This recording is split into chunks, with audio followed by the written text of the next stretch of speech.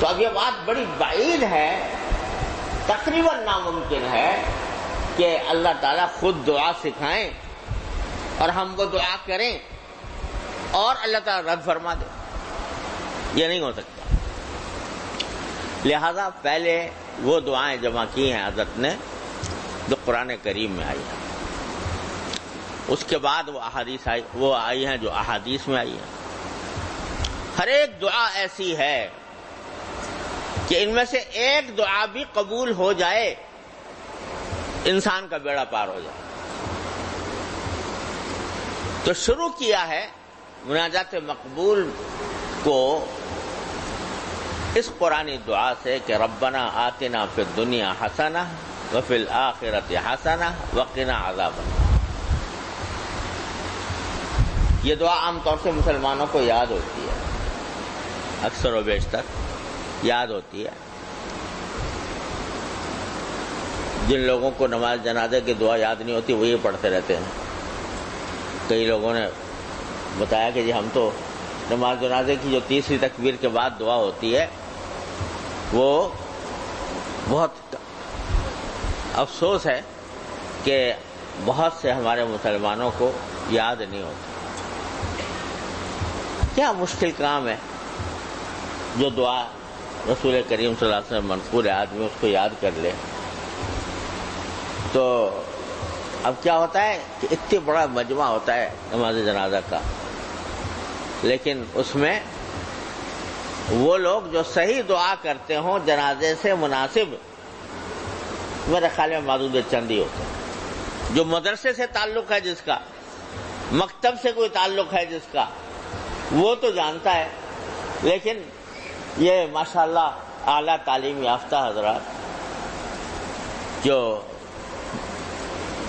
کالجوں اسکولوں میں پڑھے، تو مجھے نہیں خیال کہ ان کو یہ دعائیں یاد ہوتی ہوں.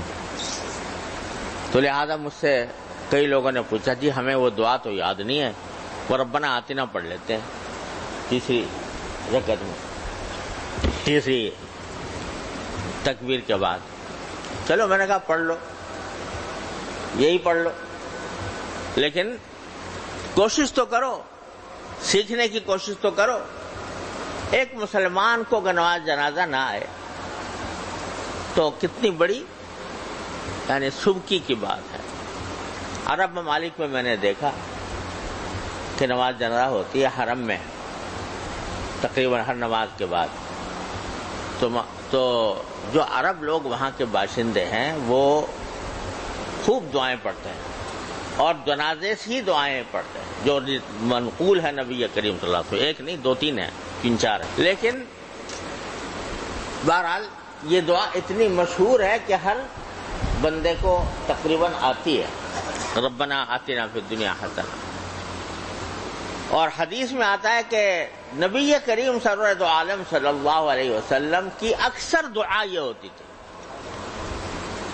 اکثر و بیشتر جو دعائیں مانگتے، جو دعا مانگتے تھے وہ یہ مانگتے تھے ربنا آتنا فی الدنیا حسنہ وفی الآخرۃ حسنہ وقنا عذاب النار. اور یہ دعا درحقیقت قرآن ہی کی سکھائی ہوئی ہے. سورہ بقرہ میں اللہ تبارک و تعالی نے فرمایا کہ جب حاجی لوگ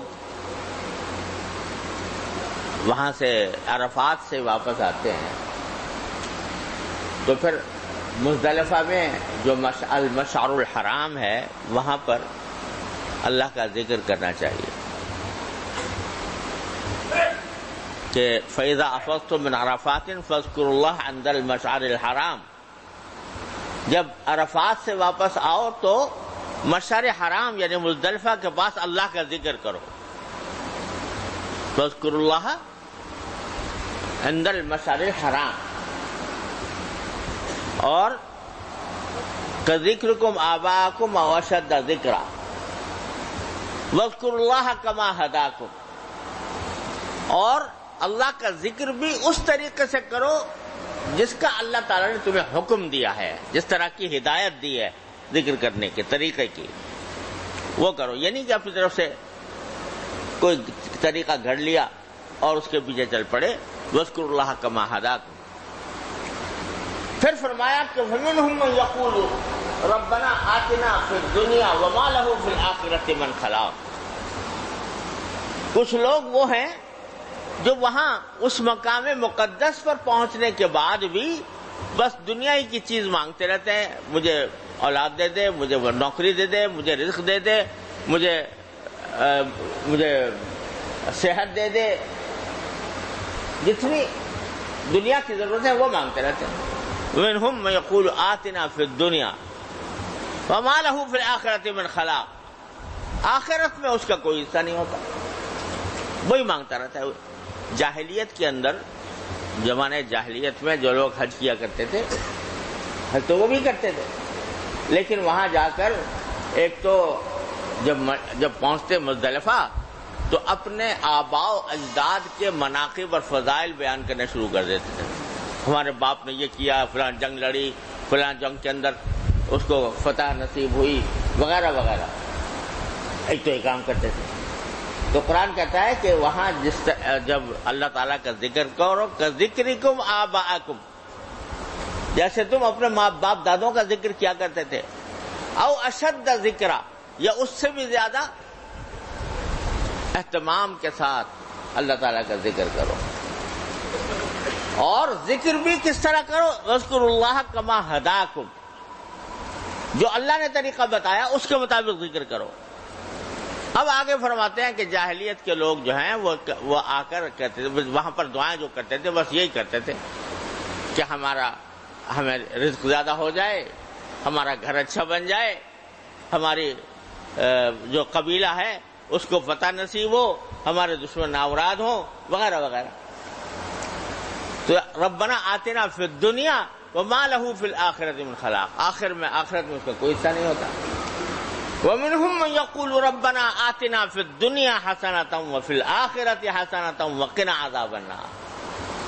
اور کچھ اللہ کے بندے ایسے ہوتے ہیں جو یہ کہتے ہیں کہ اے پروردگار ہمیں دنیا میں بھی اچھائی عطا فرمائیے اور آخرت میں بھی